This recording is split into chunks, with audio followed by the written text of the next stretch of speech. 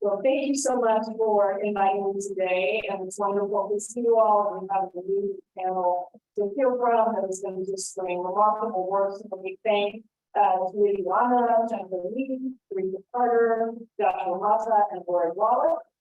Very grateful to the Washington Fair Trade Coalition for all the work that you've done to help educate people about the difference between free trade and fair trade, and to begin to shift the momentum on this critical issue. Now, I think I see a lot of friends in the room that were part of the WTO protests, but for the people that work here in Seattle or didn't know about this, we really have played a leading role, I think, in terms of raising up a lot of these issues in 1999 when we had the WTO here, and those protests, I think, brought a lot of attention to the issues that we were talking about, and really the distinction that I mentioned between, because we get a lot of criticism sometimes on the left, people saying you're against trade. We're not against trade, but the question of what is free trade and what is fair trade. Free trade being with really no restrictions, no boundaries, no red lines around our values and the ability to continue to engage in agreements that lift up workers' rights, that lift up human rights, that lift up environmental justice, and fair trade, where we are actually promoting those very values within the trade agreements that we agree to. I think the rules that we set, we have seen with these trade agreements, are critical to power and inequality, and they are often skewed to essentially protect largest corporations instead of power of workers to organize and to prevent monopolistic power grabs by corporations. So that WTO protest was a wake-up call, I think, to the rest of the country about the reality that trade agreements can be used also to impose binding and enforceable obligations on our country and on other countries with which governments are then required to comply. Now, that can be a good thing if the obligations require that countries and companies comply with international agreements on those very issues that I talked about, labor rights, environmental protections, and human rights. But it can be a very bad thing if the obligations end up undermining those core values, as well as restricting our own government's ability to regulate for the public interest. So I think you may have talked about some of these things. I walked in just as you were beginning some of that conversation, but just take a look, for example, at the pharmaceutical industry as an example here. So Big Pharma hatched a plan to insert language into trade pacts that guarantees linked patent extensions and other monopoly protections so that they can charge exorbitant prices for medicine and maximize their profit at the cost of our health, not only here in the United States, but around the world. And we've seen Wall Street insert language into trade pacts that made it harder to regulate toxic derivatives and to safeguard this idea of too big to fail. Agribusiness corporations inserted terms into trade agreements to impose restrictions on food safety, inspection, and consumer labeling programs. And when corporations are worried that they're going to be regulated in one place, they often turn to these trade deals as a way of imposing binding obligations on governments at home and around the world that then limit those policies from being enacted in the first place. And this is exactly what we see big tech attempting to do today. I was the vice chair of the Antitrust Subcommittee in the 116th Congress when we launched our legislative platform responding to our 16-month investigation of 4 big tech companies, Apple, Facebook, Google, and Amazon. We showed how these companies use their monopolistic power to drive up prices and to reduce choices for consumers and for workers. And I want to say we all use the technology from these 4 companies. When I say this, it doesn't mean that everything the companies are doing is bad. However, it does mean that we still have to rein in behavior that hurts consumers, hurts workers, and stifles competition. We were able to draw tremendous attention to the problems of monopoly power and big tech and to build some momentum by passing a bipartisan suite of bills in the House Judiciary Committee, including my bill, the Ending Platform Monopolies Act, to break up corporations that are too big to care and too powerful to put people over profits. At this precise moment, when policymakers and the public are finally paying increased attention to the enormous role that big tech plays in our economy and in our society, different big tech interests want to internationally preempt the United States Congress's ability and other governments' ability to enact all sorts of measures addressing consumer privacy, data security, AI accountability, online discrimination, abuse of gig workers, and big tech monopolies killing smaller firms and abusing customers. Very proud, by the way, to have the bill to ban the government's use of facial recognition technology because of many of these issues that we're dealing with. The aim of these tech giants is to derail government oversight and policies that protect workers, consumers, and small businesses. Trade agreements then become a vehicle to quietly slip in what we're now calling so-called digital trade rules that help preserve that anti-competitive power. Dangerous provisions were already slipped into trade agreements during the Trump administration, but now there are interests that seek to lock in and expand those rules and apply them to a lot more countries via trade talks that are currently underway. For over a year, I've been working in partnership with Senator Elizabeth Warren and with other members of the House and the Senate to call out the revolving door between big tech and the Department of Commerce, and the impact that this revolving door can have on global digital trade rules. So let me describe some of what the industry is proposing with those rules now, and what we, I think, need to do and organize around to ensure that we're preserving the policy space needed to put together appropriate regulations for big tech. And the three major areas I want to focus on are, first, AI accountability and online civil rights and civil liberties. Second, consumer privacy. And third, anti-monopoly.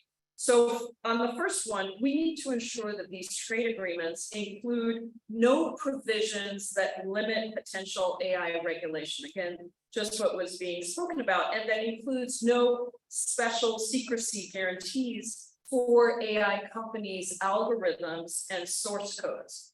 Now, you've probably heard about artificial intelligence in the news recently. Maybe you've used ChatGPT. But there is already a pervasive use of AI in other forms called automated decision-making. There are systems that are using algorithms and very large data sets to automate decisions around criminal prosecution, around sentencing and bail, around loans and housing, around healthcare services, job applications, wages, promotions, and more. I want to be clear that this is not anti-AI. AI can be incredibly helpful in a wide range of areas, including scientific and medical research, environmental protection, and elsewhere. But recent experience has shown us that many of the algorithms that are used in AI and the huge data sets that they rely on actually replicate the very same forms of discrimination that we have been fighting against throughout society. Also, there's a question of what consumers know about when these algorithms are being used, because increasingly consumers don't even know that the decisions that are being made that affect their health or their housing or any of these other services are done by an algorithm. And those algorithms have enormous assumptions built in that actually end up undermining the quality of care as well as equal protection under the law. We've seen this happening. You heard one example of this. I want to point out another one that's being used. Another topic near and dear to my heart is around the privatization of Medicare that's happening and Medicare Advantage. Private insurance companies that run Medicare Advantage using AI to kick seniors off of care that they rightly deserve because the algorithm has decided they can only stay in that care for 10 days or 12 days or whatever the average number is. But also in hiring practices, as I said, criminal justice applications, search engines, face recognition, provision of public services, self-driving cars, you name it, AI is probably there. So we can't hide our heads in the sand and pretend that this transformation doesn't exist. We need to wrap our arms around how to regulate properly, including around potential abuses that we may not even be able to predict sitting here in 2023. At the same time, recognizing the real potential for good for innovative research that can solve health problems or be used for global mapping or environmental protection and much more. We also have to fight back against big tech interests that seek strict secrecy guarantees in our trade agreements that would impede governments from using the very tools that the AI experts worldwide recommend.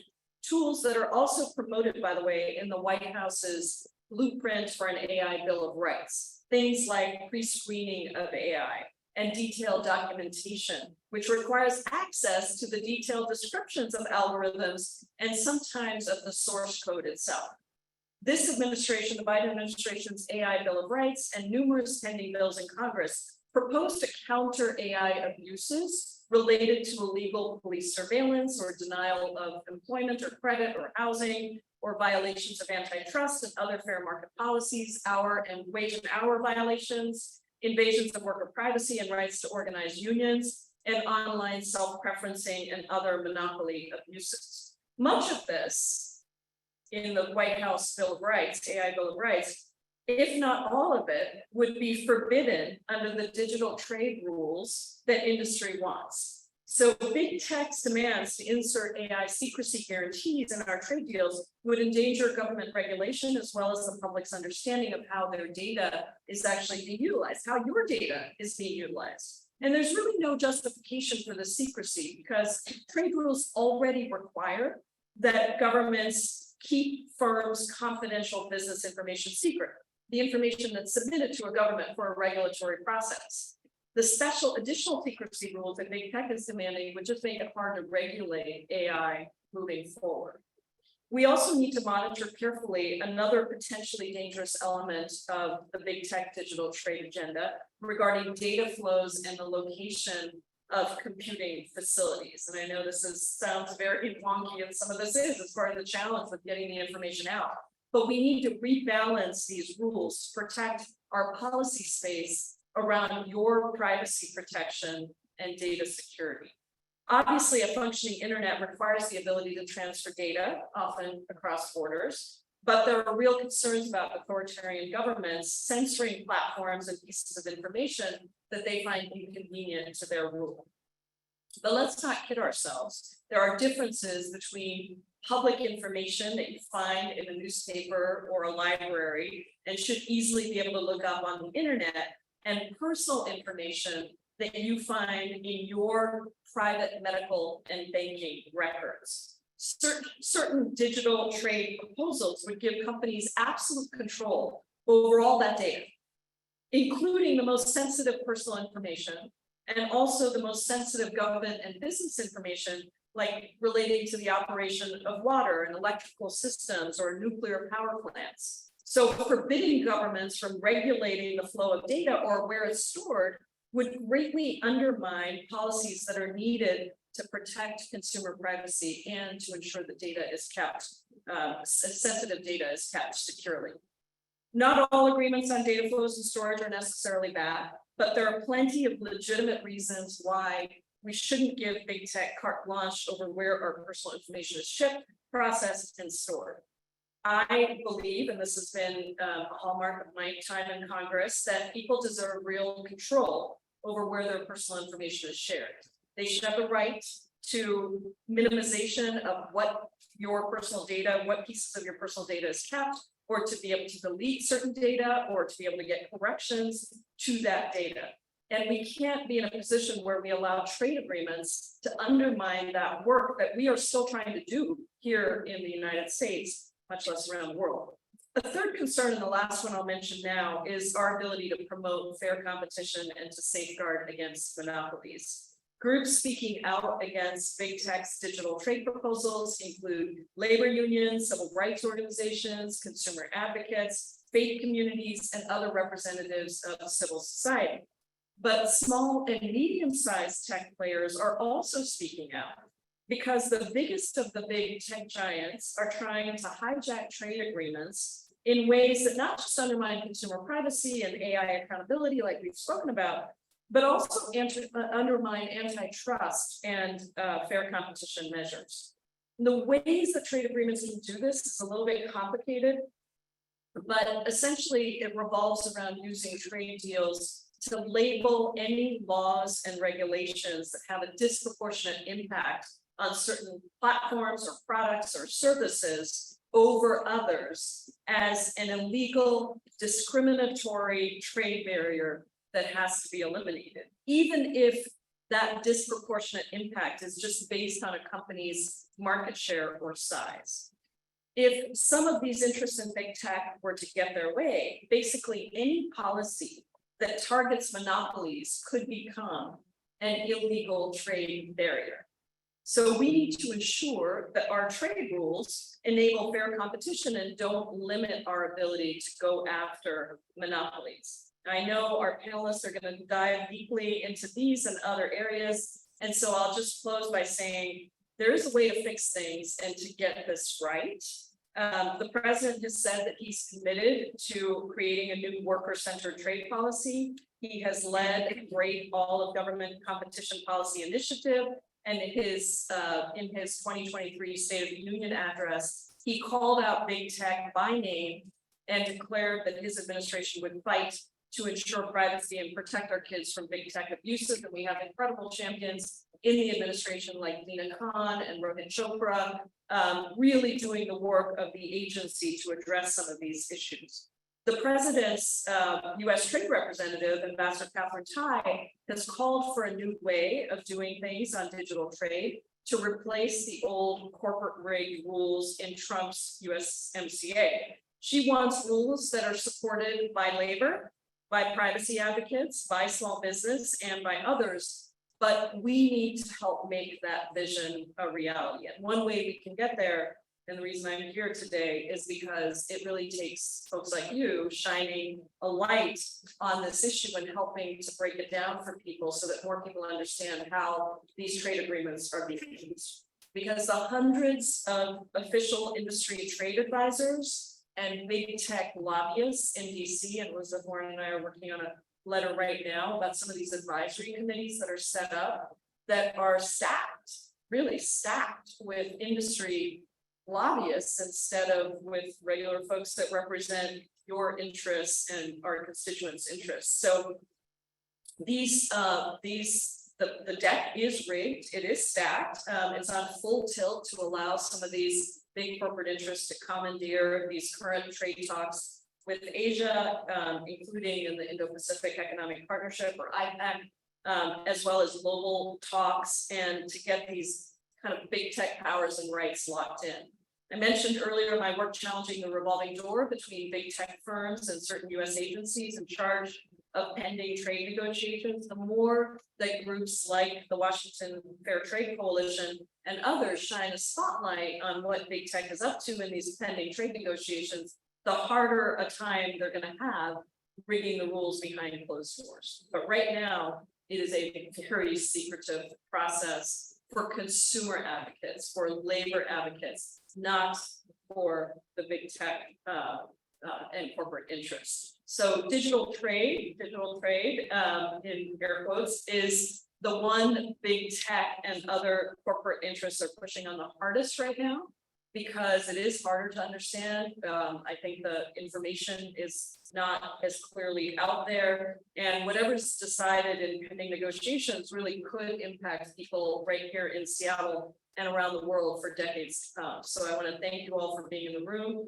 I want to thank the panel for their incredible work and the coalition for really shining a spotlight on this and keeping everyone's feet to the fire and helping to broaden the education of people around our country, here in the state and around our country.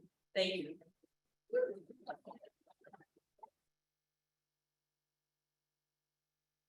Thank you so much for this woman. That was such a great framing of what we're talking about here. It's so great to have such an amazing champion in the House, along with other groups fighting for public interest. So I just want to give about 5 minutes for some questions for the Congresswoman. If anyone has any questions about this topic before we go into the rest of the panel. Clear as mud, huh? We have about 100 folks on Zoom. We have a question here, asking what type of legislation is being worked on at the national level that could be impacted by big tech's digital agenda?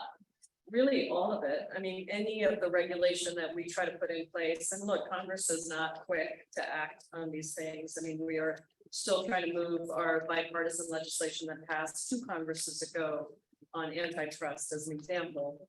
And now, you know, we're trying to focus on AI. It's unclear whether we're going to be able to get legislation passed in this Congress. But what I would say is we don't want the trade agreements to take away our ability to regulate.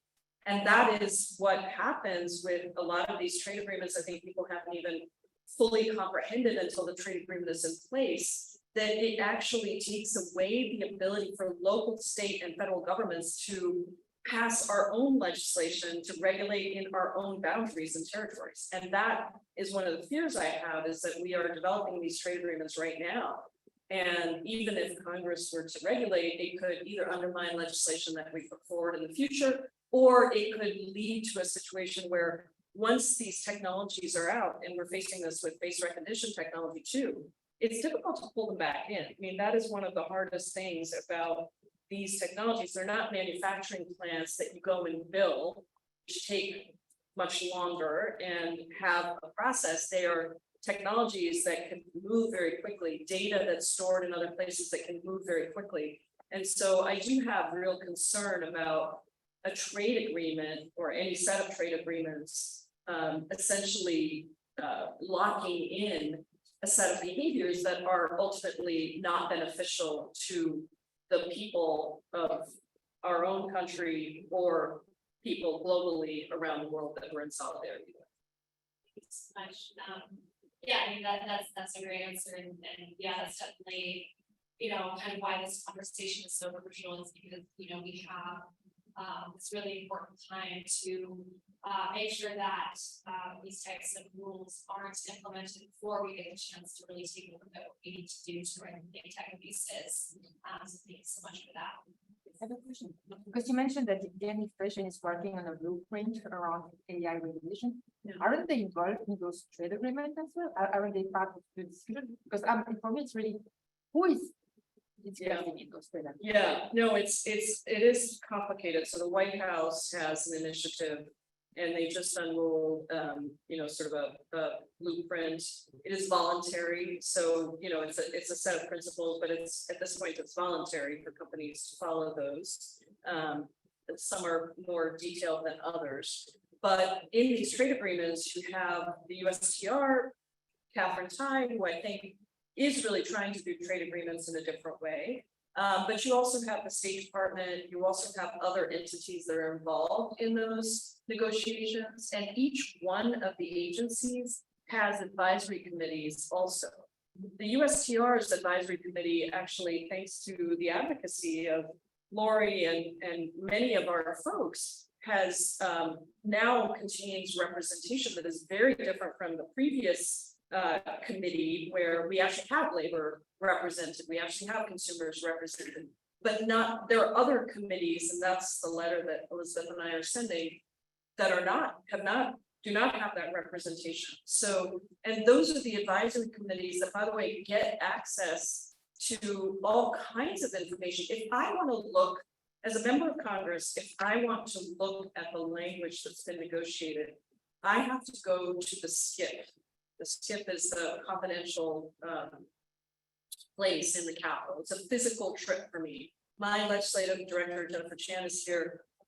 She is not allowed into the SCIP because she doesn't have the security clearance to go into the SCIP. So our staff can't read these agreements, but a lot of the corporate lobbyists who are on these committees are getting that information. So it is you know, the information is it is not easy to access, and we also are not privy to all the conversations, obviously, and we understand that. I mean, negotiations happen behind closed doors all the time. But I think, you know, making sure that the revolving door of people that are advising these agreements are not just those interests is really important. So it's a lot of different players that are a part of it. Hi, thank you for being here. How are we going to get from public interest advocates on these committees?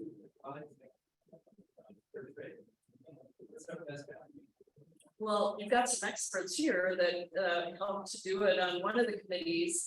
You'll see our letter that Senator Warren and I are sending that is specifically on these issues. But look, I think it's the same way we've organized every step of the way against a lot of these big corporate interests. We need an organizing movement. We need smart policy advocacy. We need to explain it in ways that is understandable. I will tell you that on privacy and data in particular, you know, we have an interesting left-right coalition in Congress, the Progressive Caucus, which I chair, 103 members strong, and the some parts of the Freedom Caucus care about data. Now, the way that they frame it can be very different in this polarized environment. A lot of it is around, you know, the too woke environment and some things that we wouldn't necessarily, but at the core is this idea of civil liberties protection and data privacy and data privacy protections. And so there is, I think, a good marriage there. I just think it's difficult, but we have to break down every layer. And I think these folks are doing some of that really important work to do that and to really make the links also between domestic and international. Like, I feel like a lot of times and on trade agreements, you know, Democrats were not in the right place on trade agreements for a very, very long time. And I think we're still experiencing the consequences of that. You know, these are international trade agreements, but they affect workers right here in the United States. And I would argue that we lost a lot of workers who saw us as a Democratic Party not standing up against these free trade agreements that hurt jobs right here in the United States. And by the way, contributed to all kinds of other things like migration. I mean, as an immigration person, if you look at the connection between migration and the last set of trade agreements that we passed, you see a really high correlation between what we do when we essentially enter into these free trade agreements with no labor protections, no workers' rights, and how it actually hurts those countries as well as our country. Thank you so much. We're gonna end it here with Congresswoman Jayapal again. Thank you so much. Thank you, everyone. Thank you.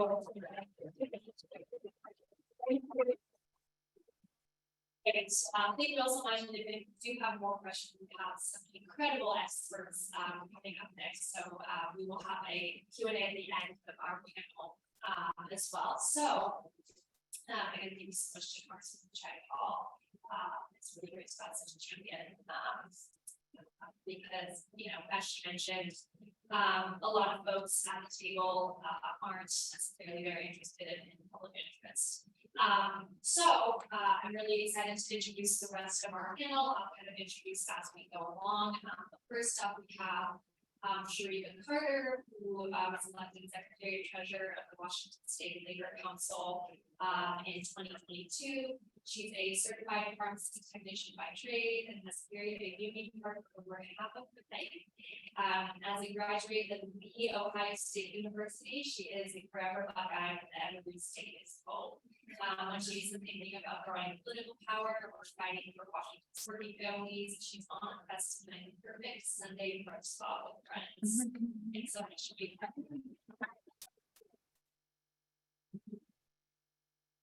Thank you, Julie.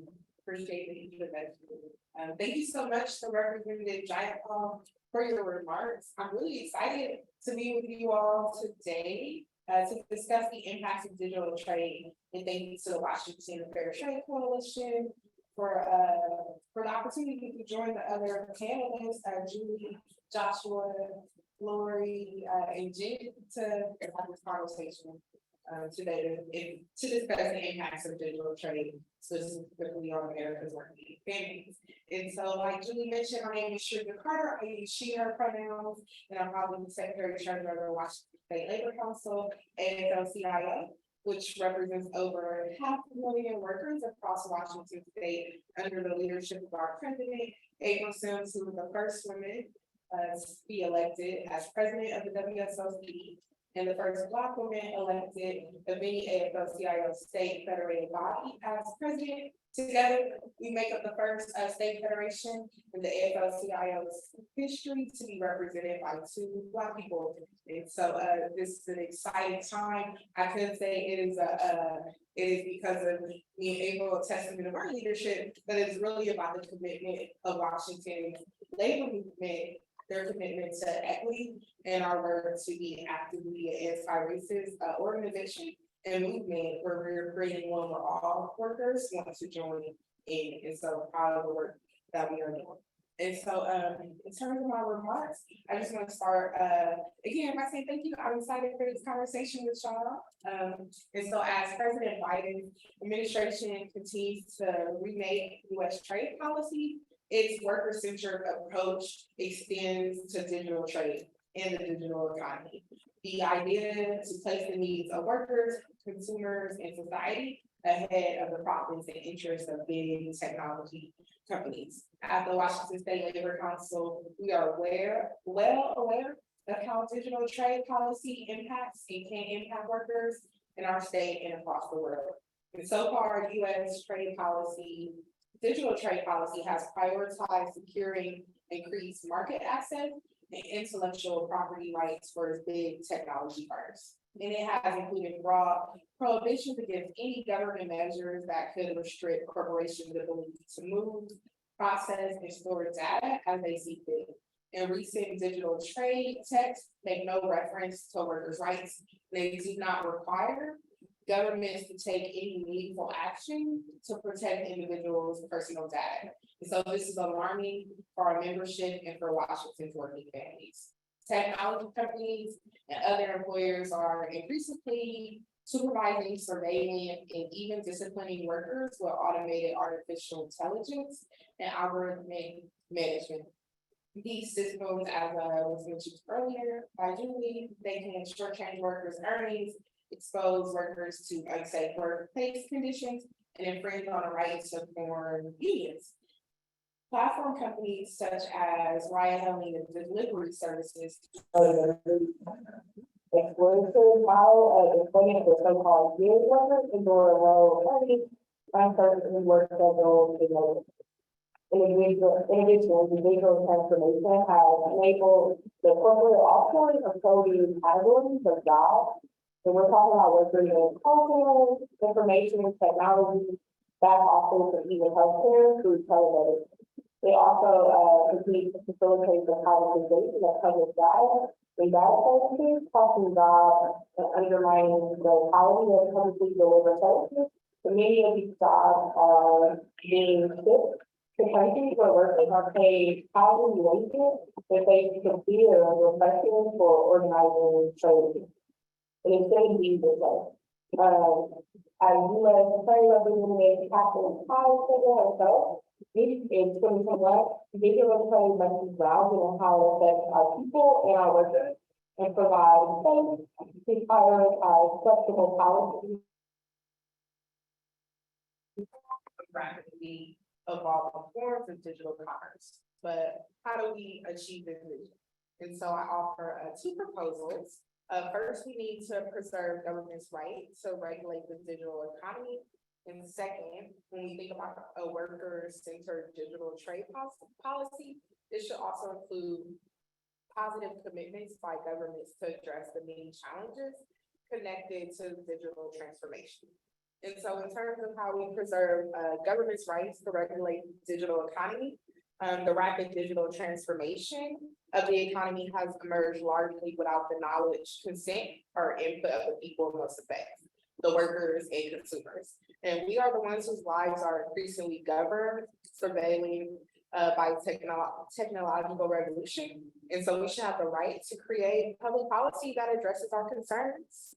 And We know that recent US digital trade agreements have granted broad corporate rights while imposing rigid restriction on the measures governments can adopt to promote legitimate public policy interests. And so the sweeping nature of these commitments is alarming, given that most countries, including the United States, lack a comprehensive federal regulatory framework to address the downsides of digitalization on workers in society. And applying these restrictions to the fast evolving digital economy risks locking in an unregulated status quo that only benefits large technology companies and could undermine efforts to safeguard worker and consumer data privacy.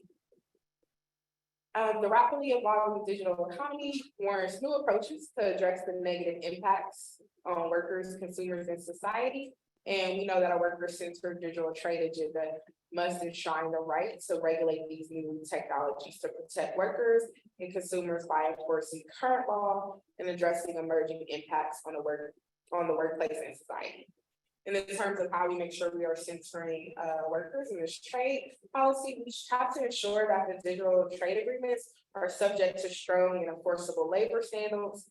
It is essential that countries establish strong guardrails to avoid a race to the bottom and regulation of corporate conduct. In addition, we have to discourage low-road digital offshoring by safeguarding critical, vulnerable, and personal data that not only protects the security of people and the economy, but it also helps keep good jobs here in the US. Big tech companies and other employers have demonstrated unfettered cross-border data flows in part to facilitate the offshoring of jobs, often where these countries have weak data protection regimes and widespread labor rights abuses. And so we know, it is exploiting workers. In addition, we have to facilitate meaningful oversight of source codes and algorithms to ensure compliance with labor and employment laws, where employers are increasingly using automated systems to hire, manage, control, monitor, discipline, and even fire workers, largely without the knowledge, consent, or input of workers or unions. These new employer tools can undermine workers' rights, compromise workplace safety, violate wage and hour laws, and discriminate against protected classes of workers in hiring, promotion, or termination. Women, people of color, and immigrant workers are particularly at risk as they are more likely to be employed in lower wage workplaces where these technologies are widely deployed and the bias that's coded within the technology. And so worker-centered digital trade agenda must ensure that companies are held accountable for the risks associated with automated systems that implement critical decision-making protocol. And so in addition, we have to make sure that we are addressing the threats to workers' privacy, including employer use of workplace surveillance software, which has skyrocketed with the rise of telework during the pandemic. And we have to make sure we are addressing abusive employment practices in the technology sector, where large technology and platform companies continue to promote an employment model based on rampant employment misclassification and the outsourcing of poor job functions. And so to sum things up in closing, I would say that too often the debate over digital trade is unhelpfully framed as a binary choice between authoritarian digital censorship or the unregulated status quo, where big international technology companies are largely free to do as they see fit. The labor movement rejects this false choice. No rigged trade bills for big tech. Instead, we call for a new democratic stakeholder-driven approach to data governance that addresses the negative impacts of digitalization on workers, consumers, and society. And we know that the Biden administration's worker-centered trade policy is a major opportunity to protect personal data, strengthen economic security, protect domestic jobs, and tackle the downside of the digital transition. And we look forward to continuing opportunities to engage electeds to center workers in this conversation. Thank you.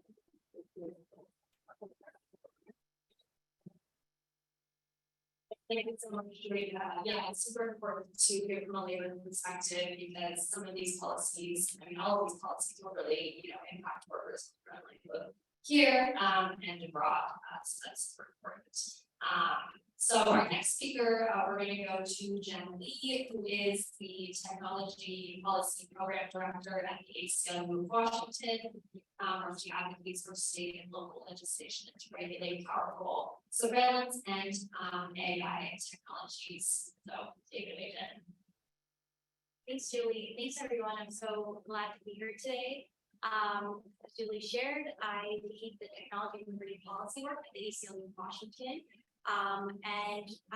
For those of you who are not familiar with ACLU, we are a nonprofit organization and the biggest public-based law firm in the U.S. We work in the courts and legislatures and in communities to defend and preserve the individual rights and liberties guaranteed by our Constitution and our laws. So we work on lots of different issue areas, and they're intersecting. And they span healthcare, immigration, tech, gender justice, and reproductive care. But I'm focusing on the tech and liberty today.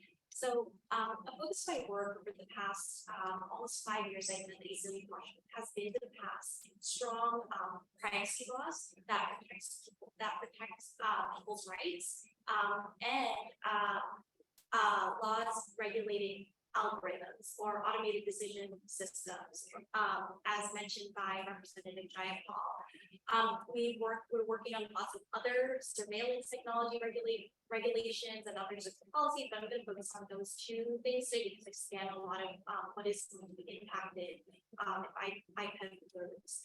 So as shared by both Julie and Representative Jayapal, both government agencies and companies are increasingly using powerful automated decision systems to make some of the biggest decisions about our lives, from whether people receive healthcare to whether they can receive housing assistance to how they're sentenced to prison. And unfortunately, these tools are often non-transparent and unaccountable to the people who are affected by the decisions made by these tools. Often the agencies and the companies that develop these secret algorithms, or if there are agencies out procuring these secret algorithms, may not even know exactly how these tools make decisions. So when an algorithm decides to deny someone disability benefits, cuts them off from medications, or holds them in jail without bail, that person may never know why, and that agency or the company creating that algorithm or deploying that algorithm may never know either. This lack of transparency and accountability has created due process nightmares in states like Arkansas and Idaho, where people with disabilities have lost benefits that allow them to lead meaningful lives on their own. And in Michigan, use of unaccountable automated decision-making technology led to over 400,000 residents having their unemployment checks wrongfully withheld due to false fraud determinations. This algorithmic error ended up ruining the lives of many families, some of whom were fined thousands of dollars and had to declare bankruptcy. I want to share, just in case folks are not as familiar with automated decision systems, how these systems work. And to put it simply, they are complex mathematical formulas. I should say many, though not all of these automated decision systems are created using complex mathematical formulas based on typical regression analysis or machine learning, which is a type of artificial intelligence. And to put it simply, these formulas are created by using computers to look for commonalities in large data sets. So, for instance, an HR software company might create hiring formulas based on a computation of what successful or unsuccessful job candidates have in common given all of their data from the job application process. Once the computer determines a formula or algorithm based on all the data available, that algorithm may then be applied to future job applicants to score their fitness for a role. But because these algorithms identify people who are similar to those who have previously been hired, these systems may simply reinforce and exacerbate any bias that already exists and that exists in past hiring decisions. And the key here is that there's no visibility or opportunity for correction. And it's important to note that not all biases may be obvious because sometimes characteristics that aren't directly associated with things like age, gender, or race can still indirectly reflect those characteristics. So, for instance, an algorithm may discriminate against candidates who live in certain zip codes, which could indirectly affect BIPOC candidates or candidates with lower incomes. And when an algorithm is used for job applications, the hiring manager may be unduly influenced by suggestions made by the algorithm and may never know exactly why certain applicants are being recommended or rejected and whether those reasons have anything to do with their ability to do the job. There's also something called automation bias, where people unduly defer to algorithmic outputs as unbiased or accurate, even when those outputs may be even more biased or inaccurate than human decisions. So this, of course, raises concerns when we're thinking about multi-algorithms or discriminatory algorithms. I want to share a few areas where we are really concerned about the use of automated decision systems. And one of those areas is in the criminal justice system and the other is policing. So we're really concerned about automated decision systems because they often rely on data reflecting historical discrimination. And that means decisions also discriminate. So you can see that because we're seeing that AI is increasingly being employed in the criminal justice system, that has really dangerous and cyber-death consequences. So predictive policing systems determine where law enforcement should deploy resources, but these systems use data to reflect the historical over-policing of neighborhoods of color. As was previously mentioned, facial recognition tools have led to many wrongful arrests. Faulty risk assessment systems have recommended different sentences for the same crime based on race. And again, in the employment market, as I mentioned, algorithms that screen applicants can often replicate and reinforce lack of diversity in different sectors. In Washington State, the ACLU has worked to pass bans on facial recognition technology. So in July of 2021, we passed facial recognition ban in King County, Washington, which is the biggest county in Washington State, and home and first case on Microsoft. Shortly after, we also supported a ban on predictive policing tools and ban on facial recognition technology in Bellingham, Washington. That ban was put forward by an initiative from first Bellingham. But more broadly, beyond these specific bans, we've been working to pass an algorithmic accountability law in Washington State that would not only regulate predictive policing tools and facial recognition tools, but would also regulate things like risk assessment systems, things like benefits distribution algorithms, and other types of systems that may not necessarily at first glance seem to be problematic, but could operate inaccurately or contain biases. So in 2021, we introduced an automated decision system bill, and that bill number at the time was SB 5116, sponsored by Senator Hasagawa. And that bill would require any government agency using an automated decision-making system to make transparent their use of such tools. And this bill would also prohibit government agencies from using machines to discriminate. If a person can't discriminate, then they should be able to use a machine to do so either. And so would also hold government agencies accountable.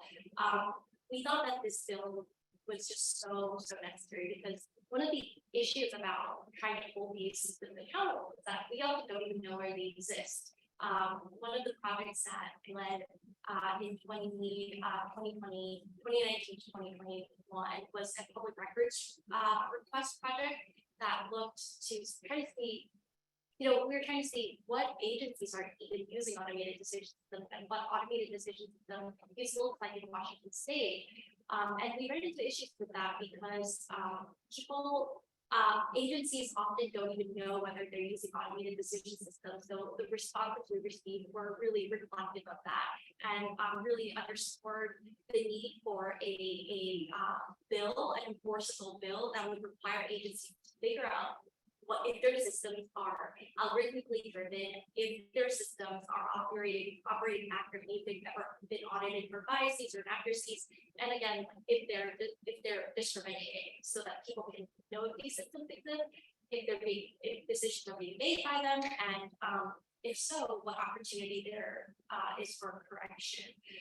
Unfortunately, in 2021, that bill did not move, but we did manage to pass a budget proviso that created a task force and a working group to create a report on with best practices and doing kind of a case study or pilot on an existing use of an ADS. So we looked at the Department of Corrections risk supervision management system. We found us to have lots of problems, to be incredibly biased, but we did manage to move out a report by consensus with pretty strong recommendations. In 2022, unfortunately, we still weren't able to push the bill past the fiscal committee, but we did move it out of the policy committee. And I think it's mostly due to political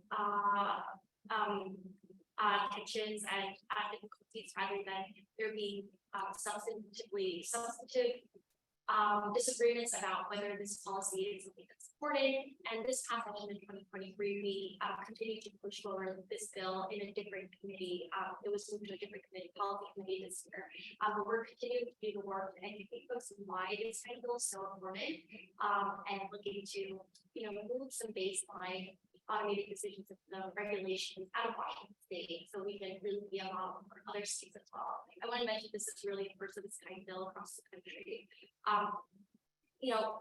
Now speaking about IPEC, as Representative Jayapal mentioned, one of the biggest issues with IPEC is that it would totally, hamper, obstruct all our efforts at the state level, also at the local level and at the federal level to pass these kinds of regulations. It's working so hard to pass. One of the foundational pieces of the ADS bill that we're trying to pass is transparency, requiring that companies that are developing these algorithms, if government agencies are procuring them, to make their source code available so that we can actually inspect their algorithms for biases or inaccuracies, or at the very least, if the source code is not directly applicable, at least being able to have some sort of independent testing and third-party auditing or some sort of method to make sure that these systems are not harming people or are operating in an accurate fashion. So we are really concerned about IPEC because, it would just totally negate all the work we're doing and hinder our ability to move this kind of legislation forward in the future as well. But this piece is really important, but I also want to bring in the other piece, which is data privacy. And I'll keep my remarks pretty short on this. We've been working past comprehensive privacy legislation in Washington State for many years now. We've seen big tech companies lobby to pass really weak privacy legislation.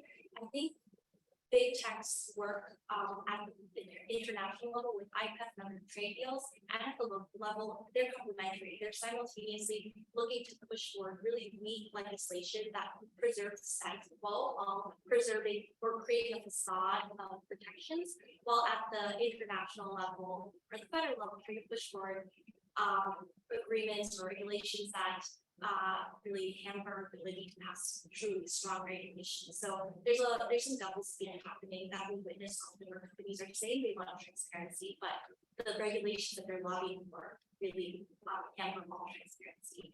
So as mentioned earlier, IPEC also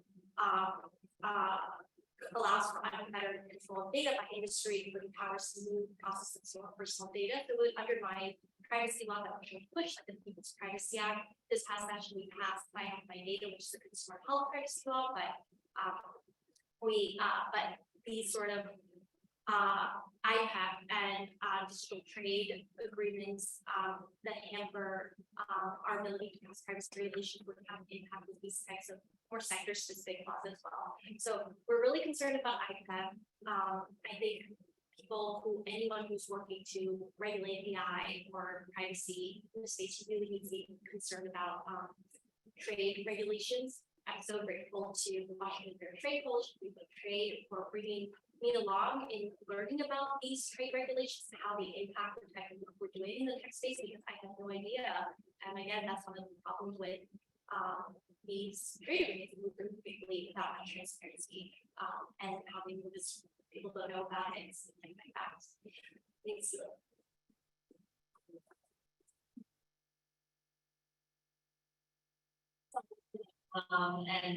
Yeah, thanks so much for being such a strong advocate in our state for data privacy.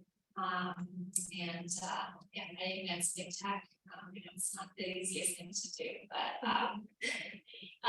so our next speaker, so I'm going to introduce Dr. Alonso, who is currently serving as the Secretary General of the 80,000 strong Central Labor Confederation in the Philippines.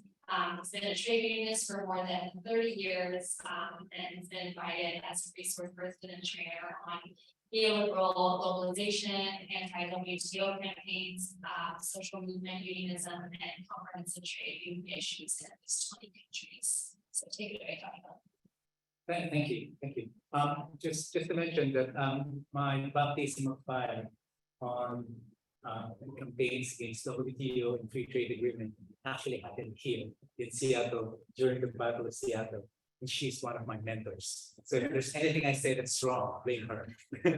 I'm just kidding. So, no, but seriously, this whole issue of free trade agreement are things that that many in my country are still trying to grapple with. And I'm talking about the traditional free trade agreement. I'm not even talking about the new types of agreements that the government, the Biden administration is trying to introduce. I'm not even talking about the new technologies that are involved in all these big tech discussions that we're having. And the problem is, the biggest problem for us remains the same. I've been, sorry, I'm getting off my notes for a while, but I was reflecting while I was listening to everyone. And I just find it uncanny that many of the things that we have been fighting for many years ago are still exactly the same issues that we are raising. I mean, how is it possible that governments would actually negotiate our lives without even consulting us? And how is it possible that after all these decades, when they have signed up to, my government at least has signed up to a series of FTAs that had promised one thing, but it delivered exactly the same thing, the opposite thing, and yet they seem not to listen and not to learn from their mistakes. And now here comes digital trade, and come on, I'm from the Philippines, and many of our people in the country don't exactly understand what's going on beyond what's happening in the screen of their phones. We're one of the biggest users of Facebook, or one of the biggest text messengers in the world. But I don't think many people understand how much all these things, the technology that goes behind it, actually impacts everything that they do, from what they buy, how they should think, or how they should vote. I don't think there's enough discussion in the Philippines about these things. So having said that, now the promise of a worker-centered trade policy that Chu mentioned, it is really very interesting for us. It's like a fresh breath air after being inundated with free trade agreements that has already flawed again and again, that has failed us again and again. But frankly, and with due respect, to the Biden administration, other than a lot of good sounding rhetoric about being concerned about workers, there still leaves much to be desired about this whole discussion in the whole idea of a worker-centered trade policy. In the first place, in the Philippines, well, we were so excited when the USTR representative herself talked to us in Manila.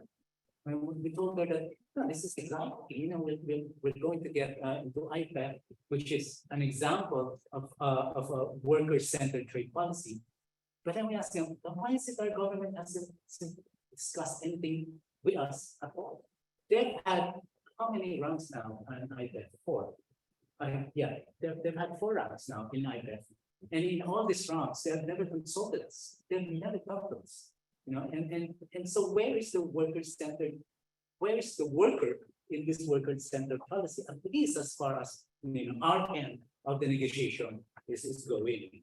So that's and that's to us is a very big worrisome concern, because to be honest, we completely doubt the ability of our government to actually understand digital trade regulations. Data storage, data privacy, the regulation of algorithms, and how would it impact on jobs, our rights, our taxes, and even our democracy. Now, these are things that I have barely heard my government talk about.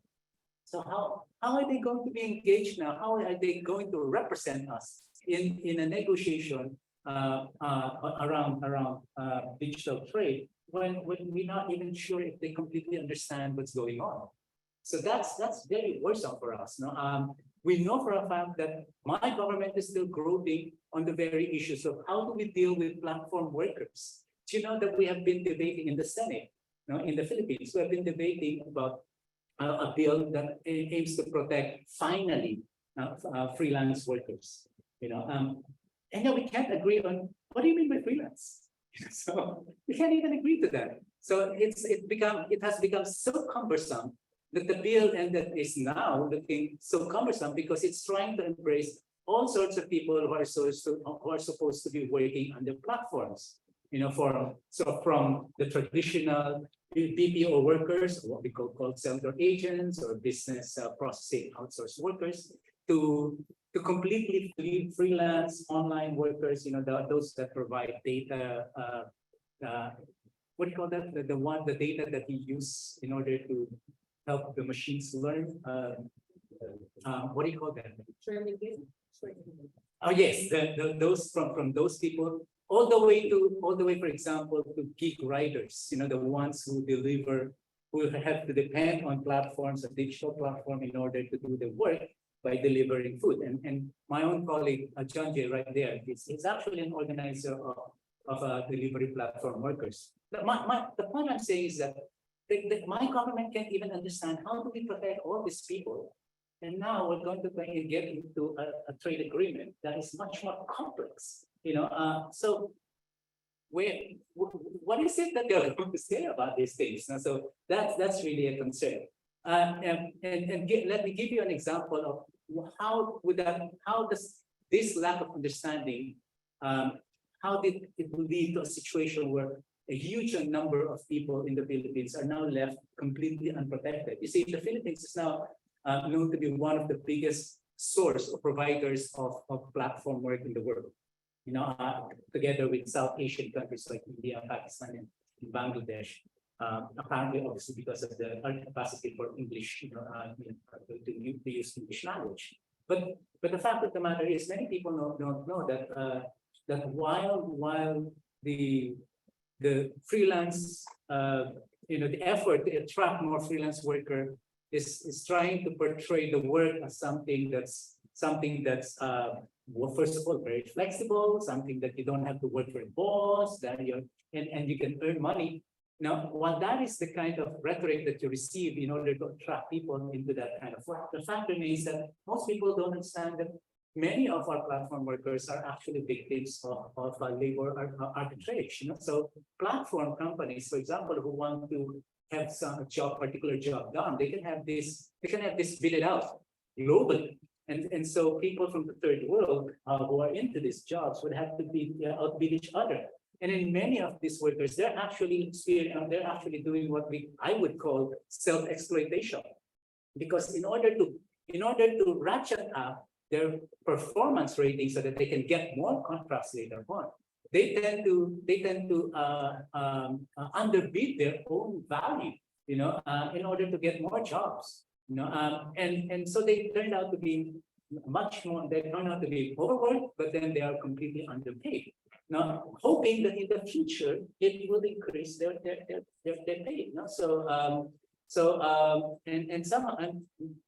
And therefore some of them even end up doing the job, but they're not being paid at all.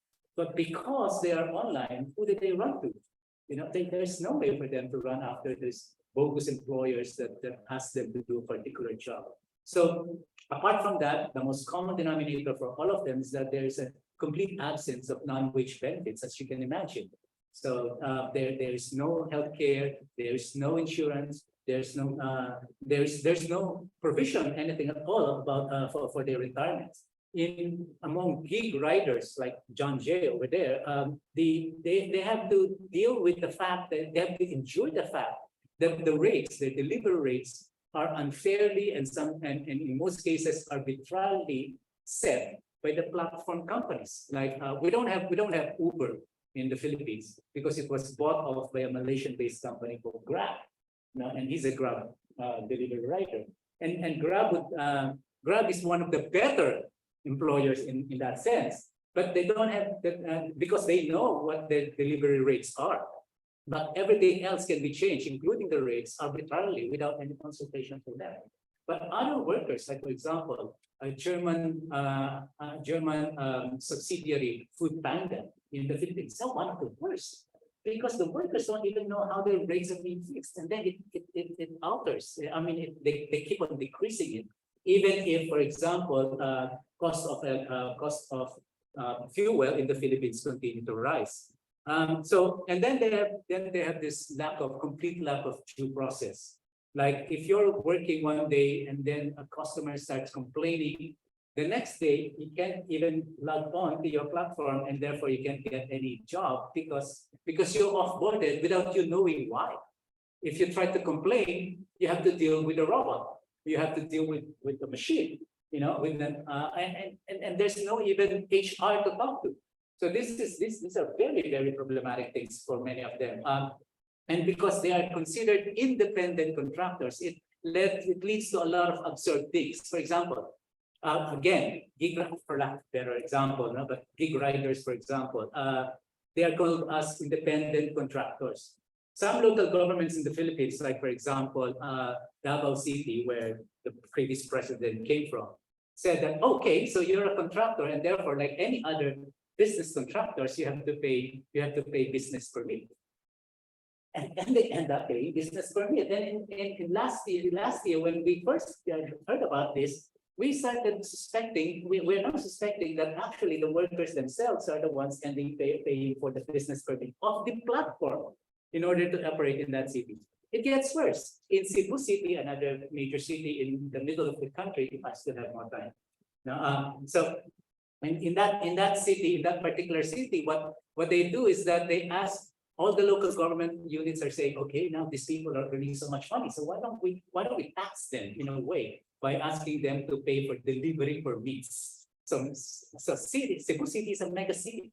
There are at least three contiguous cities that Cebu, Mactan, and sorry, my Cebuano colleagues would be angry with me for forgetting that the third one. But anyway, but can you imagine each city is asking a rider to pay for an annual delivery permit so that they can deliver whatever it is that they want to deliver in that particular city.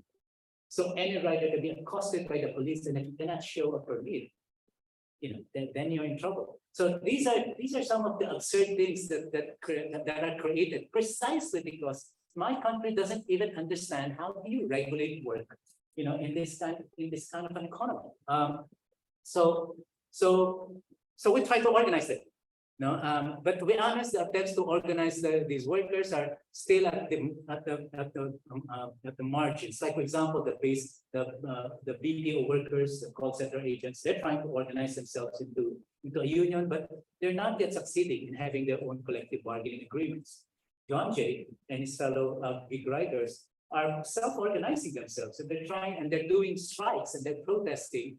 But then it's so difficult for them to fight because they don't even know how many gig riders are involved in delivering for a particular company. There's no knowledge about it, so it's very difficult. And once they leave, like for example, again, like their friends their colleagues in the gig riders in the Philippines, once you start a union, you can easily be off-boarded. Off-boarding is that you can log on to the platform, and therefore you don't have a livelihood. Or you can log on, but then you realize that you don't get any orders. That's shadow banning, and that's deliberate, and that's to punish the leaders who are organizing the workers. And the worst part is that you suddenly can find yourself suspended. indefinitely. So it's like illegal suspension, no? The worst, and then it gets even much more deadlier than that, because some workers end up being red tagged in the Philippines and then eventually being assassinated. So I don't know if there's any idea here about what red tagging is. Okay, red tagging essentially is a practice of the military and paramilitary forces in the Philippines, where they label trade unionists or human rights activists as a terrorist, a member of a terrorist organization, or a member of the Communist Party of the Philippines, which is waging Asia's longest armed insurgency. So the thing is, particularly if you're outside Metro Manila, if you're a red hat, that's practically a death warrant for you. Because it means that all the military people out there and the paramilitary forces that work with them, it means that you're open season. They can do anything with you. You get, after being red tag, you get text messages harassing you, threatening you. If you don't stop with that messages, then you get to be visited in your home, where they talk to your husband, your spouse, your wife, your children. Oh, did you know that your parents are involved in this and that and that? Then if that doesn't stop you, that doesn't scare you, you get, they raid your house, they raid your offices, and if that doesn't stop you, they kill you. So 69 trade union leaders have been killed in the Philippines since 2016 up to this year. 69. Not a single case of killing has received any justice at all. And the last one who was killed this year in June is someone who works as a paralegal officer for BPO, for call center agents. His name is Alex Dolorosa. For the first time, the State Department, the US State Department, actually issued a statement on killings. That's great. At least after 6 to 8 deaths, there's a statement from the State Department on the 69th. And so at least I could be happy that if I get killed, I'll get a statement from the State Department at least. So, but the case of the Alex De Rosa has yet to be resolved. So nonetheless, and now I'll end with these last few points. Nonetheless, all these workers, the BPO workers and the gig riders, they're trying to organize themselves as a union, and the gig riders are organizing themselves around a charter of rights where they say, essentially, it doesn't matter whether you call us employee or you call us independent contractor, every one of us gets the same rights as everyone else. So that's the kind of organizing that they're doing. But I'd like to end with this crucial point, and this is where I wanted to go back again to our own debates. Remember, Nori, when we were debating with OAPEC, CIO, and the other trade, the ICFTU at that time, where they were so concerned about, let's have a labor clause. Now it's the same issue again, all over again. So the question that we're still trying to grapple with is that, should we even have a labor clause inside, which is a very democratic idea, to be honest, a labor clause protecting workers' rights. Should we even have that clause in an entire trade agreement that's completely undemocratic? That it's undemocratic not only because you don't have any negotiating rights, you don't have any information, it's being done in secret, as was explained, and Dol will obviously explain more of how secretive it is. Oh, we've heard it from the Congresswoman herself. Reading the text is key. That's new. That's incredibly new for me. So it's undemocratic in that sense, but it's also very undemocratic because it can. Yes, you can have a good agreement, but you have this agreement with this labor clause. But then what if it completely hollows out the entire livelihood of people because it decimates the jobs, the industries, and the sector you work in? That's still the problem for us. Now, last word. I promise this is my last word. We have failed in stopping many of the free trade agreements that my government got into. We have delayed many of them, but we have failed to stop them, and that has led to the opposite of what they promised. Rather than industrialization, we have deindustrialization. Rather than agricultural development, we have an agricultural crisis today. Now, But the only good news I'd like to leave this you with is that in RCEP, the government finally had RCEP ratified after being delayed for many years. But so we failed again, sorry, Dory. But the good news is that we had in the resolution of this of the ratification of RCEP, a line where the Senate finally agreed that there should be a Senate Oversight Committee on the RCEP, which would then allow us to monitor whether RCEP would actually deliver, and then yank it off if it doesn't. I think that's one thing that we should continue working on, especially as we go into IMF. Thank you for listening.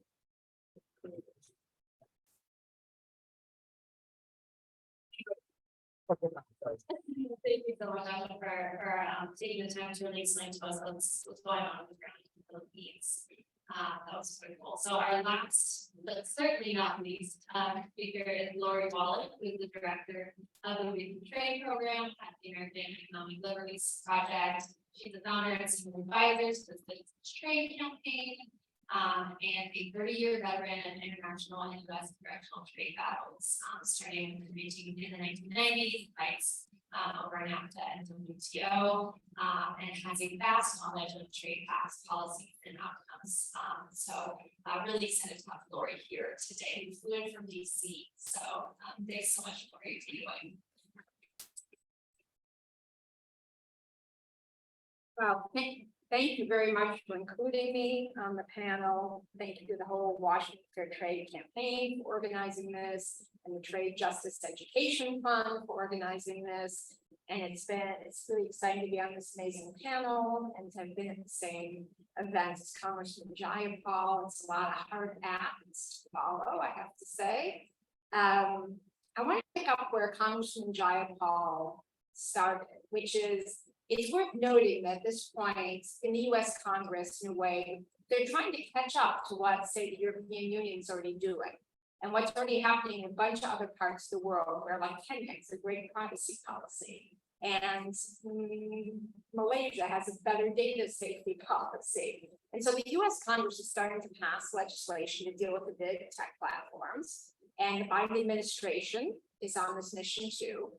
And it covers a lot of stuff: privacy, data security, like for infrastructure, civil rights and civil liberties online discrimination, trying to stop the monopolistic abuses that are happening, trying to figure out how you have labor rights for gig workers, and are they misclassified? They're not really gig workers in the first instance. They're workers who have to work for a digital platform and they're trying to basically be denied their basic rights to organize. All of those threats and problems the US Congress is now chasing after, and the Biden administration is on a mission on, and they've appointed a bunch of really great folks to the Biden administration to deal with this, like Lena Khan, as we heard from the FTC, Federal Trade Commission. And a way to think about this digital trade stuff is basically in the face of finally this coming together and this necessary oversight of the digital economy. The biggest of the tech platforms seeing over their shoulder that we're onto them, and our accountable representatives are starting to think about doing something about their abuses. They're looking for a sneaky way to try and get done what's gotten very hard to do in the sunshine of public debate. So the sort of bullshit factor of we're not a problem, look the other way, they kind of lost that argument in Congress. There's nothing going on here, look over there. They're losing that in the regulatory agencies. And so now what this digital trade move is basically taking a brand, digital trade. Does that mean my stuff comes faster when I order it online? No, it does not. It's another misbrand to try and have a backdoor way to do the same thing they've been doing all along, which is just simply to evade oversight and regulation and accountability. And unfortunately, trade talks provide a perfect platform to do this. Now, we have heard they are secret. It is lunatic, but these trade agreements are classified. That's why the document goes to the SCIF. The Congresswoman only had the half of the story. It is true, she has to march to the SCIF. She didn't mention she has to turn in her phone, pen, and her pad of paper. Can't take notes. And the staff can't come in unless they have security clearance. Like, we're not talking the nuclear codes here. We're talking rules about what's going to happen with big tech and your personal data. So meanwhile, these big tech lobbyists she mentions, they can look at it online because secret for all of us, but totally rigged advisory system. So if you go to rethinktrade.org, www.rethinktrade.org, we decided to depict this. There's an infographic near the top called Loaded. And it shows in graphic form, like the 2 Amazon representatives and the Zero Consumer Group representatives. It shows that 84% of the advisors, 84% represent direct corporations or corporate lobby groups. So you can really see the thumb on the scale. Now, thank goodness, there is a labor advisory committee.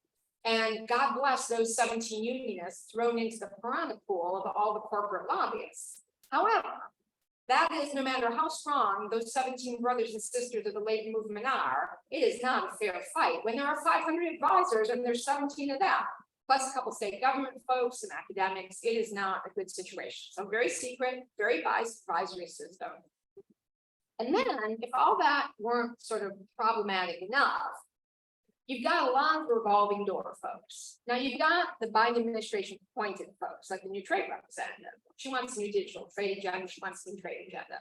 But there are a lot of career folks who go back and forth from having a career job to working for the industry, having a career job, working for the industry. And the trade representatives, the Commerce Department, there are a whole bunch of people who literally were working for Meta, for Google, you name the big companies, those guys go in and out. And so you've got on the inside, this team that's like going team status quo. They are going for that cliff. They don't care if that cliff is met, everyone else gets screwed. And then you've got the trade representative trying to turn the ship of state over here. And she gets appointed over here and she goes to like deal with China trade, and then team status quo drags it back in that direction. And these career folks know all the details because they've been working inside and outside for the same thing, and they know all the lobbyists. It is a mess, which gets to the question of how, if the administration doing all the right things, how the heck do we even have to have this discussion about digital trade? And it is the secrecy, it is the biased advisory groups, and it is the career staff and the revolving door that makes it a constant course correction fight.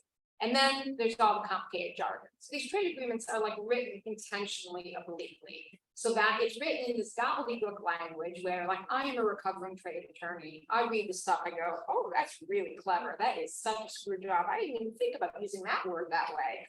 But for a normal civilian, you look at the word and you think, well, that doesn't seem so bad. It's intentional. It's basically using weaselly words. So those 4 combinations of things make it really easy to rig the trade agreements, and therefore we are seeing the big tech lobbyists trying to get these digital trade rules, which have nothing to do with trade, into a whole bunch of negotiations. There's a thing called the World Trade Organization Joint Statement Initiative on E-commerce. Could not make this crap up. You can't remember that to know what the thing you're supposed to be mad about. Just remember WTO JSI on digital trade. WTO JSI. That's a global version of these crap rules. Then you've got a US-Taiwan agreement. They're trying to ram the rules in there. There's a Latin America one that the lobbyists are trying to figure out how to get it into. And then this thing, this Indo-Pacific Economic Framework, the IPEF, Indo-Pacific Economic Framework. That one is the one everyone's paying attention to because it's just coming first. Whichever one of these things comes first is where the cake is going to get cooked. And then it's going to be like a model, and it's going to be harder to change it. Because the Biden administration doing stuff differently. It is not the same old crappy trade agreements. I can tell you this. I have spent years looking at crappy trade agreements. This is not that. But these digital rules, this is one of those places where the corporate lobbies still think it might get erased. And the issue, I think, in a way that is going on is you've got basically big tech figuring they can use these weaselly words to ban the tools that are needed for oversight. And I want to sort of, add to what Sharika said, which is these Biden trade talks really start from a different place. And I kind of, in it being Seattle, I want to call out what that is, which is folks here, starting with the battle in Seattle in '99, but activists working really hard across the country with their brothers and sisters in other countries, made it such that you can't do those old bad trade agreements. When President Biden said he was doing worker-centered trade agreements, that's because he's a guy who loves unions and working people. But frankly, it'd be really hard to do the same old bad trade agreements because activists and advocates and labor unions and environmental groups and faith groups have basically helped educate people in this country. So this IPAF, this Taiwan deal, it does not have those horrible investor state dispute settlement panels. Ixnay, gone. It does not have service sector privatization. It does not have the crappy big pharma patent extensions jack up medicine prices. It does not have the Buy America ban. It doesn't even have a damn procurement chapter that can go after buy local. Like totally different thing. And why is that? Because we all made that too stinky to be possible. And members of Congress did. And folks like Biden said, this isn't worked out. We're not doing more of this. And so that's the reality. But the thing that no one was paying attention to that only crept up in the TPP, Trans-Pacific Partnership, and in the USMCA, the NAFTA replacement, are these bullshit digital rules. And those have not been educated and exposed. So the one thing that could be from the battles, and not even long ago battle, because we've gotten all that stuff out. The one thing that can be snuck through is these digital rules. And that I'm going to explain what I think we can do to make sure that doesn't happen. But just to make sure for everyone to really think about what we've achieved, there's a direct path from Seattle in 1999 through people in the US stopping. It made it impossible to get a majority in Congress of TPP. I mean, there are many countries that got sucked into the TPP, but all this activism and advocacy stopped it here. And our Congress said, it's not going to happen. It's not happening. And they wouldn't give a majority. And the US-Mexico-Canada agreement, the NAFTA negotiation by far is not perfect because it's got these horrible digital rules. There's some other bad rules. But if you think about that, activism got rid of ISDS. Activism put in for the first trade agreement ever, actual enforceable labor standards. You pulled out the uber crazy patent rules for big pharma that would jack up medicine prices, mainly for Mexico, but with a lot of bad prices in here. A lot of progress got made. And so now we basically have to do the same thing on this digital stuff. Because, you know, what Joshua said is, if you've got the underlying rules wrong, then it doesn't matter if the cake is poisonous. It does not matter if you have good frosting, labor standards. If we can take all that bad stuff out, all that corporate deregulation and all the offshoring incentives aren't in this, that we're in NAFTA, that we're in all the bad agreements. That is not what this is. So you've now got a really different fit. And the question is, can we make sure that this digital stuff, which could be like a poisoner, that we make sure that it's not rules in there that limit, that handcuff Congress. Now, there are a bunch of rules in there that are totally kosher. Like, you do need to know how you what is a legitimate online contract. That is not our concern. That is really a real e-commerce thing. Or what's an online signature? Some of that stuff is legit. The stuff we can't have is all the garbage that's been branded as digital trade. That really is just flat out deregulation and locking up Congress. And so the way we get this fixed, basically, is to understand what the pieces are. So the way I would sort of think about it is there are really three main tools that the big tech guys want to make illegal trade barriers, because the trade agreements set binding rules, and then all your domestic laws are supposed to stay within those parameters. So, you know, the way I'm seeing Clayton here is with the Texas Fair Trade campaign, he came up to help make sure this would be live streamed. And so the way I would put it in Texas terms is these rules become like a high voltage cattle fence, barbed wire and high voltage, and they put it right around Congress and the White House. And they say, oh, you think you have, Mr. Biden, this AI Bill of Rights? You can go on the State of the Union, you're going to announce that you're going to have he said the word big tech 3 times. Excellent. Big tech rules to protect children online and protect their privacy. And you think, Congress, you're going to have these anti-monopoly rules for big tech? You just bump right up against our digital trade rules. You're not allowed to cross that line. Oh, you want to come over here, Mr. Federal Trade Commission? You can't make a law that goes up against those rules. So it's basically fencing in the policy space so Congress cannot act. So the administration can act. So you've got the administration saying, we're doing an all of government competition policy. No more monopolies. They're taking button, taking names. Zzz. If these rules go into place, they run right up into the fence. So our trick is to make sure that none of those rules, that again, nothing to do with trade, end up slimed into a trade agreement. It's like a classic Trojan horse maneuver. You use lots of branding, you have basically a different name, so it's not clear what it is, and then you hope no one finds out.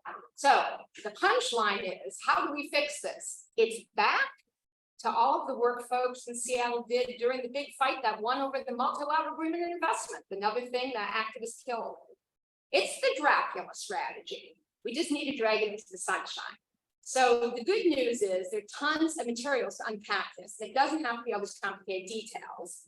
So again, at www.rethinktrade.org, you've got everything from the AFL-CIO's amazing paper on digital economy, workers' rights, and the worker-centered digital trade agenda. So this lays out, as Teresa was explaining, how you would do it right versus how you do it wrong. You've got everything from our full-length reports, and the Congresswoman would be proud to know she gave me some marching orders 2 months ago, which is to do a side-by-side of all the US laws and administration proposals, side-by-side with the bad trade rules. We did that. Rethinktrade.org, ladies and gentlemen. You can side-by-side see Congressman Jayapal's bill, but all of them, the ban on facial recognition, the national privacy rules, our body of data, all of the best proposals, and then which one of these proposed rules could clobber. Because as the Congressman laid out, there's the secrecy rule, which would make AI oversight impossible, make it impossible to figure out all the civil rights and civil liberties violations and algorithms that Jen was talking about. You've got the rules that basically ban what would be basically anti-monopoly rules. And just to give you a concrete example, and this is with Joshua in mind, in the Philippines, before Uber got knocked out, a couple of Philippine cities were trying to regulate ride sharing. And their basic rule was, this is very inventive, we don't care if you're a taxi company with brick and mortar, you're online, here are the rules, certain hours of service, certain rules, you have to do social security, whatever, the rules would be the same. And Uber came in and said, you're not allowed to do that. That's trade discrimination because it's going to hit us harder. And the city's government said it's not aimed at because you're American, you're an American company, that's not what we're aiming at. It hits you harder because you're big, not because you're American. Because you're the monopolist in the market, it hits you bigger because you're bigger, not because you're American. If these rules that the Congressman was talking about end up in IPEF or in the Taiwan agreement, WTO agreement, stuff like that, that's facially neutral. It just says, here's the labor rights rule. Here's the health rule. Here's what we do if you get too big, we break you up. It doesn't matter if it's neutral, if it hits an American company more than it hits a local company, it's deemed an illegal trade barrier. Of course, every anti-monopoly policy targets the big companies, which means basically the big companies, which are either at this moment US or Chinese, you could not regulate because they are bigger, not because they are from the US or China. So with those kind of tools in place, you'd be in big trouble. So getting the word out is really important. And the good news is you've got this Biden administration in the right place. You've got a lot of the negotiators aware of it in the US. The bad news is you still do have the secrecy, the revolving door, the corporate lobbyists. And I'm sad to say not all the members of Congress are like Congresswoman Jayapal. Number one, some of them are clueless. She's way on top of it, God bless her. But we need to get the word out to the folks on the city council, to the mayor's office, to the state AG, to the governor's office, to the entire congressional delegation. And then there are a couple of those members of Congress from the Washington state that need course correction. I am very sad to say that Congresswoman Del Bene is leading the other side. So you've got one of the leaders leading for the right thing on this fight, and then you have Congresswoman Suzanne Del Bene, Democrat, leading in the wrong direction. And she literally chairs a thing called the Digital Trade Working Group, and they are pushing for these rules. So here, again, getting the word out, getting trainings organized. I just want to volunteer because I know they do them all the time.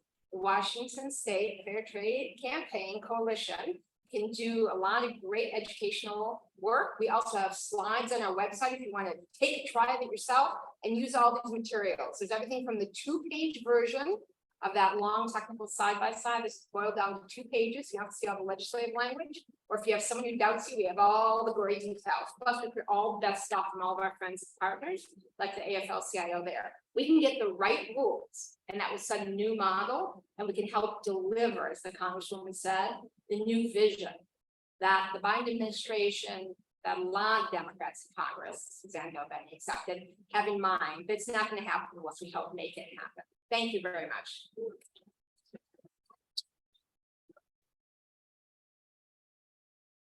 Thank you so much to all our incredible talent. Please join me in another round of applause.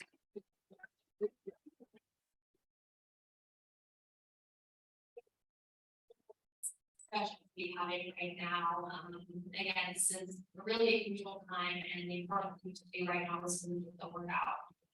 So as Lori mentioned, recontrade.org. You can also follow the Washington Fair Trade Coalition on Facebook and Twitter, or go to tradejusticeedfund.org to get more information. They also host monthly activist calls where we go through, how to really bring this out in the shadows.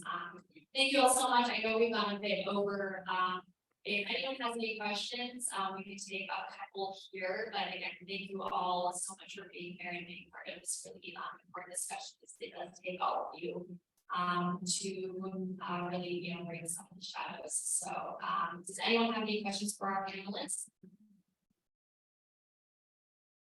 I have a question about the actual language in IPEC. It's my understanding that in the previous APEC meeting, there really wasn't a lot of things put out there because of our pushback. But because this is the digital, this is the place for them to talk digital stuff. San Francisco is only a few months away, and will we have time to see what their sort of results from here in time to react to them in San Francisco? I guess I'm concerned about timing here. You want to take other questions, or should we answer them one by one? So the process is a little murky, and it's a perfect question. The probability is that the whole digital chapter may not be done. The target time to try and finish these negotiations is at a meeting here in the middle of November. Yeah, in San Francisco, not here, but in the US, I shouldn't say here, in the United States. And the rounds of negotiations that are slated include a round in Thailand for September, a round in Malaysia for October, and then in November in San Francisco, and then perhaps signing. But what they're going to be able to sign or what they're going to finish is a little bit unclear.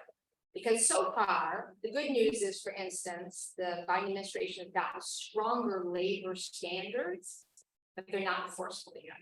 So they may finish that chapter. The environmental chapter still needs a lot of work. It doesn't mention the word climate, which is a problem. The digital chapters become so controversial, mainly because people across Congress and around the country are starting to realize there's a rat. They're starting to push back. But also some other countries, for instance, in New Zealand, there is a treaty that protects the rights of the Maori indigenous people. There was a Supreme Court case there that basically showed past trade agreements have violated the treaty rights on privacy. So, for instance, New Zealand can't have the corporations own all the data rule that has been, for instance, in the USMCA or in the TPP that the US used to push, but the US is even starting to modify. So with all of these pieces in the air, it's unclear that they're going to get the labor chapter, the environment chapter, or the digital chapters done. Most of what's in IPAC has nothing to do with any of those kind of rules. Most of it is things like infrastructure and climate investment, or good governance, trying to avoid international tax evasion and money laundering. So a bunch of that stuff, which is a fine set of things to talk to with your neighbors and friends, is a fine thing that might get done by San Francisco. But some of these harder things, unclear. And part of the way we will decide if we avoid bad rules getting put in, or We push to get the right rules and create a good new model and start a whole new page going forward, which is the goal, is how much we are able to educate, inform, and basically have conversations going with many elected officials so that they are then talking to the negotiators. And as well, there's a lot of great work being done with international partners to do the same thing. So hopefully they're getting to their negotiators. If it all comes to pass in November, we wouldn't have time. So part of what we need to do is basically make sure we get the right kind of agreement, even if that takes longer. Thanks so much. We're going to take for one more question.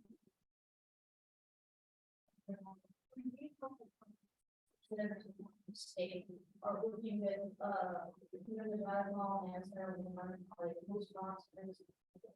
can you speak and how well The two Washington state senators have not been, I would say, helpful on this issue. They're not necessarily in the camp of Del Bene, who is in the category of actively advocating for the wrong stuff. But the senators have not been on the team of folks who are fighting for the right rules. I mean, interestingly, what's kind of happened is it was the members of the House and Senate who were fighting for the good digital regulatory bills, Democrats and Republicans alike, who first woke up to this because they sort of saw over their shoulder. For instance, a bunch of the corporations started saying, Korea's App Store law, that's an illegal trade barrier. And then Congressman Blumenthal and his Republican, Senator Blumenthal and his Republican co-sponsor said, we based our UPS bill on the Korea App Store bill, which is just a rule that says basically the duopoly that controls app stores, Apple and Google, cannot just charge whatever they want as take.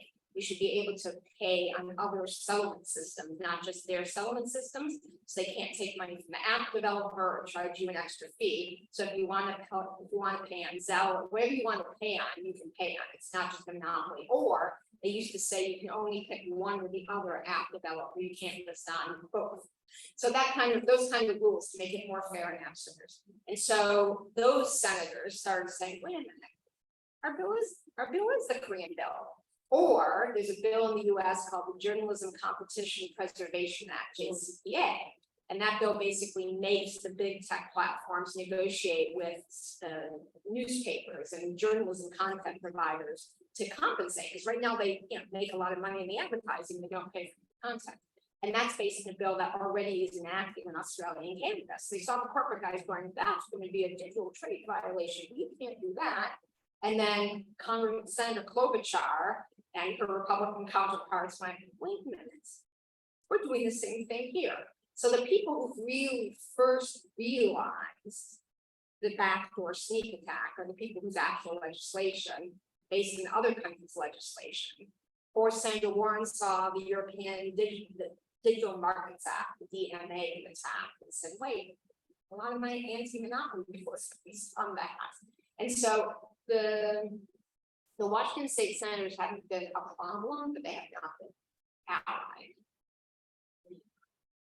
We should not. Thank you so much.